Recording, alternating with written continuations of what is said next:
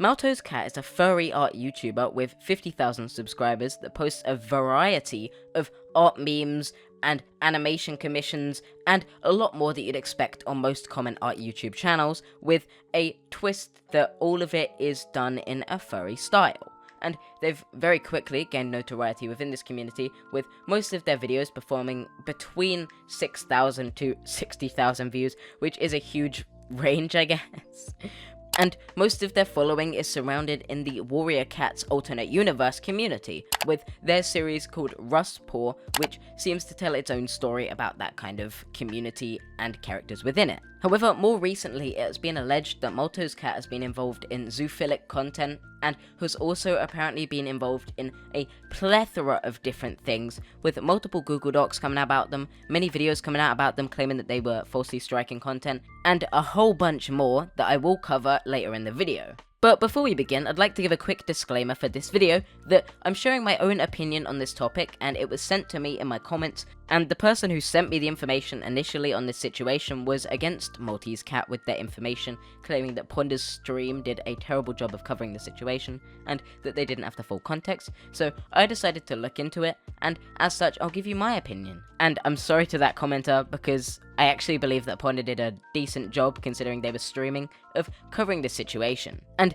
just as a quick trigger warning to anyone watching this video, for those that don't want to watch content that involves these topics, this video is going to cover predator allegations, zoophilia allegations, sexual content, and more. And also, everything within this video is an allegation, and you should do your own research before formulating an opinion on this situation, and don't take my words as fact or run around like what I'm saying is gospel, because it's my own opinion, okay? And whatever I say may not be correct in reality, and I'll do my best to correct any mistakes I do make, but obviously there is a possibility that I may not have all the information, there's a possibility that I may state something that isn't actually true, and a lot more, so you should go into the video being aware of that. Please use your own brain before coming to a conclusion. Don't rely on mine. And off topic, it's time for a bit of self-promo. If you're new to the channel, or haven't already, I post videos every single day on various different topics. I've made gaming videos that are more fun and less serious than these videos, so if you want to watch my Dead by Daylight video, please do check it out, it's one I put a lot of work into. And there's a whole bunch more content on this channel, like anime reviews, that are all fun, so if that sounds like content that you'd enjoy, you can check that out. But I also do commentaries like this very often on art commentary and a whole bunch more,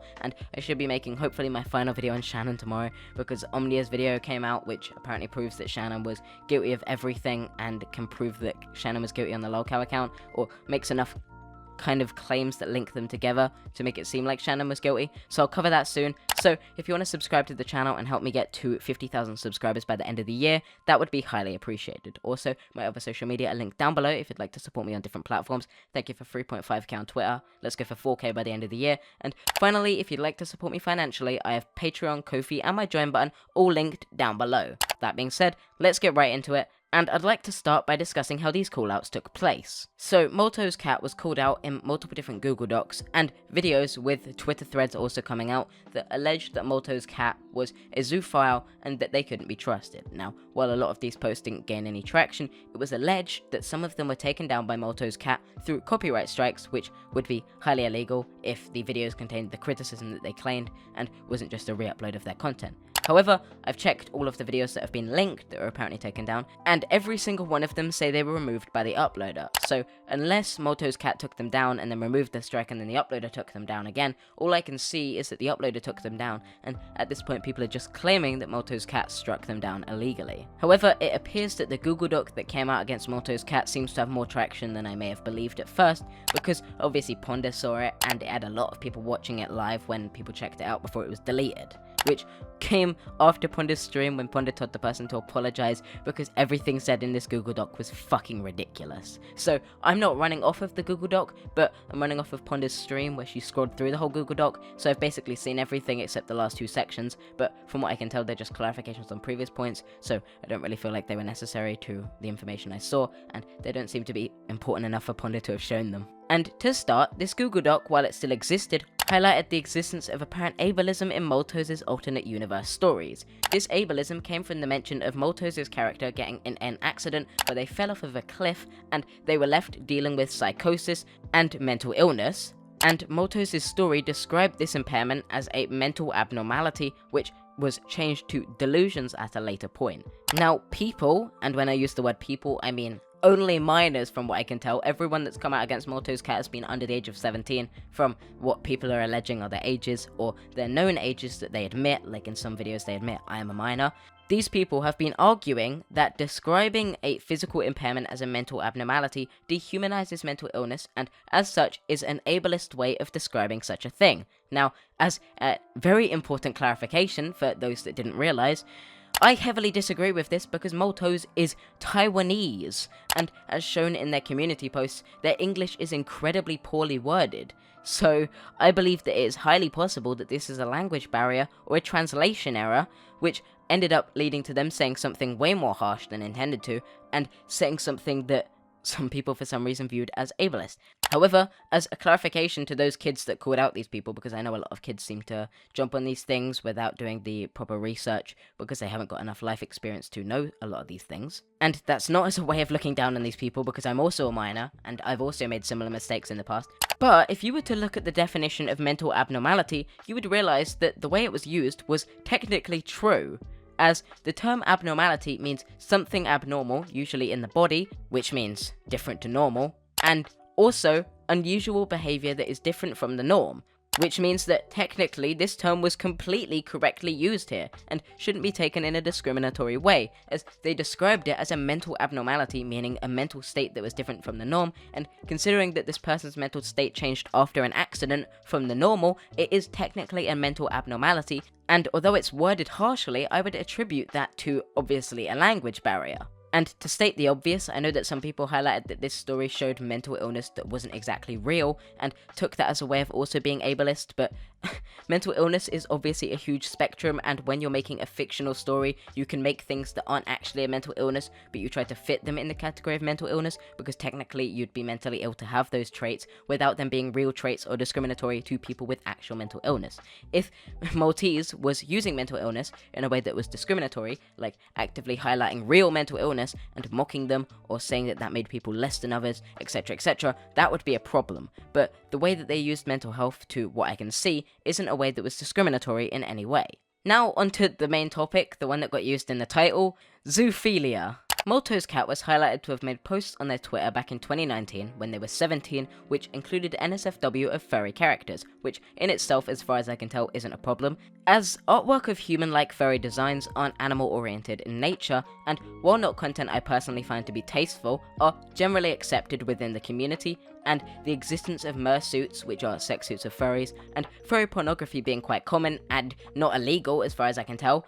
I don't believe that this behaviour is problematic, and normally classes under a normal fetish, and when said content doesn't involve real animals or include depictions of animals in ways that are accurate to real depictions of animals, I don't believe that this type of content is problematic. However, it was discovered that there was artwork from Maltose Cat that seems to be more questionable and definitely goes towards the territory of more real depictions of animals, according to the Google Doc creator. And while a lot of the points made in these Google Docs and Twitter threads are pretty poor, this point actually has merit to it, and it makes sense why they'd call this point out. Maltose Cat created a YCH commission piece, which is your character here, which people could pay certain money to have their character drawn in a particular pose in a particular style. And that style, or design, showed Maltose actively changing the depictions of the fursonas that they were being provided to draw to include animal-accurate sexual organs, and although the genitalia is censored in the Google document, which means that I can't actively confirm that the genitalia was accurate to an animal, nor would I ever want to see that, so I'm just going to say that it's alleged,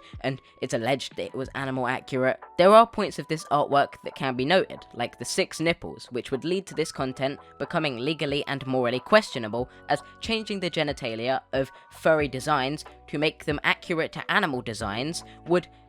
mean that they look a lot more animal-like, and the fact that this animal is sized down, it's got animal legs, and a lot more that would make it look more like a real animal, this makes it more concerning, and I believe that this would make a lot of people turn their head and go, this is weird. And as far as I can tell, depictions of animals in this way would actually be considered illegal, and that's what the Google Doc alleges too, so I'm gonna just state that there, and say that this content in itself may be illegal. So my conclusion from this point is, obviously if the censored section of this artwork includes genitals of animals, this artwork isn't forgivable. However, the artist in my opinion is. They were 17 at the time of this piece, and as far as I've seen, this is the only piece they've ever drawn like this. This piece was made 2 years ago, and Maltose claims that the artwork was not zoophilic in nature or included zoophilic content, with them stating that they've never drawn NSFW of animals. And while I do think it's weird that they changed someone else's furry design to include more animal-accurate details, I do definitely think that if they're claiming it wasn't NSFW, and I haven't seen the uncensored version of this piece, which I'm not going to, I'm just going to state that at this point, this is a he said, she said allegation that I really can't argue against, and don't want to throw my hat into the ring of. So, for the sake of this video, I'm going to presume that the artwork was zoophilic in nature, and state the following. In my opinion, if they aren't making this content anymore, if they, as they say, don't support this content, and as I said, this content is years ago, they should be allowed a second chance. They were a kid at the time, they made a stupid mistake, and I believe they genuinely learned from that mistake, so given that information, I believe that they shouldn't be held to die on a pole like their one mistake in life should ever make them burn at the stake with no chance of redemption. Obviously, you don't have to agree with me, but I believe that when a kid makes a stupid mistake, if they actually state that they don't agree with what they did in that mistake, and that their mistake doesn't involve hurting anyone physically, I believe that they deserve a chance to be forgiven. Every single person on this planet has made stupid mistakes as a kid. I believe everyone on this planet as an adult has made stupid mistakes, and I don't believe that anyone should be killed over those mistakes or anything, you know? I believe that if they've learned from the mistakes, they shouldn't be held to them like they still believe or agree with those mistakes. At that point, it feels incredibly unnecessary and like you just want to ruin someone's life for a mistake they made that they don't even agree with anymore. It just feels completely outlandish. Though, obviously, the cancel culture mob exists and they bring up things from like 15 years ago to try and ruin someone's life, so at this point, it's impossible to know. Now though, I'd like to switch the focus onto the Google Doc creators, as I believe that most of the authors behind these claims are very untrustworthy. According to Maltose, the Google Doc creator has been harassing them for 5 months and are, according to Ponder Sprocket, 17. Ponder highlighted how the Google Doc included proof this person had disliked every one of the videos that Maltose made that the Google Doc creator screenshotted, which obviously very clearly highlighted a bias against Maltose. According to Maltose, they'd apparently been spamming Maltose's server and harassing Maltose for 5 months. And in some cases, the evidence is censored in a very questionable way, which leads to, sometimes in some cases, them censoring artwork that included no nudity and trying to claim that it's porn, which makes their judgment unreliable. They also make a large portion of insanely mute points, and as such, it's hard to trust their word on a lot of what they're saying. I'd also like to clearly note here that Maltose is working on a full Google Doc, going through everything in this situation, and apparently explaining their side, which at this point is apparently over 100 pages long. Now, I don't know if that includes having screenshots, which would mean that it's like 30 pages of actual writing, who knows, but if it's actually what they claim it is, this Google Doc will go through everything and will apparently prove them innocent, so my eyes are peeled for when that happens. And if the Google Doc does prove them innocent, I'll be sure to cover that then. And now, I'd like to highlight some of the awful arguments that were presented against Maltose Cat, as some of them are fucking terrible. The creators of these allegations call out Maltose for having supporters who created zoophilic content, while falsely apparently claiming that Maltose had retweeted some of said work. The accusers also claimed that Maltose should have been aware that people they were mutuals with or commissioned had made zoophilic content, making Maltose guilty by association for something that a lot of people don't check. Most people, including me, are mutuals with a fuck ton of artists. Out of those artists, how many of you can actually confidently say you know the complete work and history of those people and are aware of whether they've posted zoophilic or predatory content in the past? And how many can you confidently say you've checked the websites or fur affinities of to see if all of their content is PC and stands with your morals? Because genuinely, I could say probably 1 or 2 artists in my whole time if I checked the full history of, and those are artists I've made videos on. Especially because, as I had to learn the hard way while making this video, you need to make a fur affinity account and turn on NSFW filters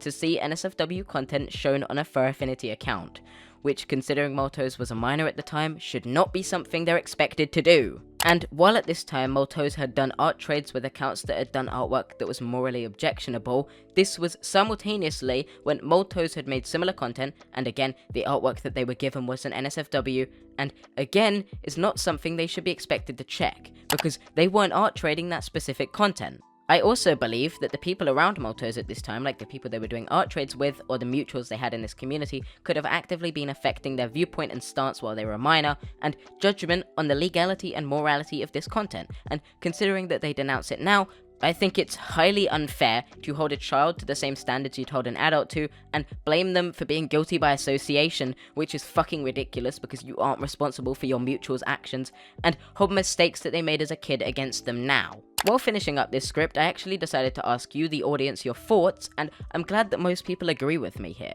It genuinely scares me how many people seem to hold the belief that you can't learn or change from mistakes, and I was under the assumption that, given a few of my comments said Ponder took this situation the wrong way, that I must have been missing context that I simply couldn't find. But as far as I can tell, my conclusion at this point has been correct, and I'll be sure to make a follow-up if more important information comes out to change my conclusion. Again, this whole video is my opinions on allegations and the information I've seen. If there's more information that I haven't covered, I haven't seen it. You should do your own research before coming to a conclusion, and shouldn't take my word as fact, but a perspective and opinion on the evidence I've seen and this topic as a whole. With that being said, I'd like to thank you for watching and staying the whole way through this video. Feel free to check out my other social media like my Discord, Twitter, Instagram, all linked down below, and feel free to subscribe to the channel to help me get to my next arbitrary sub count goal, which is 50,000. Considering I started this year aiming for 9,000 by the end of the year, I believe, that is fucking ridiculous. So thank you for the support, you've done so much for me over the past few months, and feel free to support me financially through Patreon, Ko-fi, or my other means linked down below, like the join button, which is right next to the subscribe button and the notification button, which you can click both of to support me more. Again, thanks for watching, your support allows these videos to be possible, and I'll see you next time. Peace. Says she wanna rock when it like me. I'm a stylish guy. Spend a little guap when it like me. We can catch a fly. Says she wanna rock when it like me.